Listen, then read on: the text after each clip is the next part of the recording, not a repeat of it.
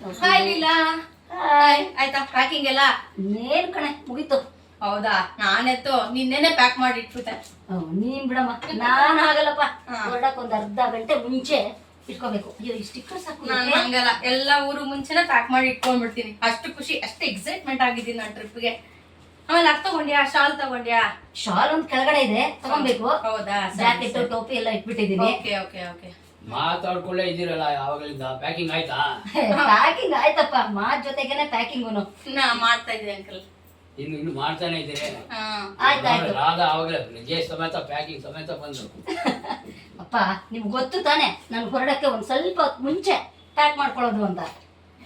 ಆದರೂ ಈ ಟ್ರಾಫಿಕ್ನಲ್ಲಿ ಹೋಗ್ಬೇಕಾದ್ರೆ ರೈಲ್ವೆ ಸ್ಟೇಷನ್ಗೆ ಊಟ ಮಾಡ್ಕೊಂಡು ಹೋಗೋಷ್ಟೊತ್ತಿಗೆ ಟೈಮ್ ಆಗುತ್ತೆ, 2 ಅವರ್ ಮೇಲೆ ಆಗುತ್ತೆ. ಆಯ್ತು ಆಯ್ತು ಅಪ್ಪ. ಹಿಂಗು ಈಗ ನಾವು ಡೆಲ್ಲಿ ಆಗ್ರಾ ಎಲ್ಲ ಹೋಗ್ತಾ ಇದೀವಲ್ಲ, ಅಲ್ಲಿಂದ ಬರುವಾಗ ನೆನಪಿಗೆ ಅಂತ ಏನಾರು ತಗೊಂಡ್ಬರ್ತೀನಿ. ಆಮೇಲೆ ಒಂದೆರಡು ಗಿಫ್ಟ್ ಎಲ್ಲ ತರ್ಬೇಕಪ್ಪ. ಒಂದ್ ಸ್ವಲ್ಪ ದುಡ್ಡು ಕೊಡಪ್ಪ. ಹೆಂಗಿದ್ರು ಟೂರ್ ಹೋಗ್ತಾ ಇದ್ದೀರಿ ಇಬ್ರು, ಎಲ್ಲಿ ಬೇಕಾದರೂ ಸುತ್ತಾಡಿಕೊಂಡು ಎಷ್ಟು ಫೋಟೋಗಳೆಲ್ಲ ತೊಗೊಂಡು ಬಂದಮೇಲೆ ನೀವು ಎಷ್ಟು ಬೇಕಾದರೂ ನೋಡ್ತಾ ಇರೋ ಫೋಟೋಗಳೆಲ್ಲ ₹1 ಖರ್ಚಾಗಲ್ಲ. ಅಪ್ಪ ಅಂಕಲ್ ನೋಡೆ ಜೋಡ್ಸು ಜೋಡ್ಸು.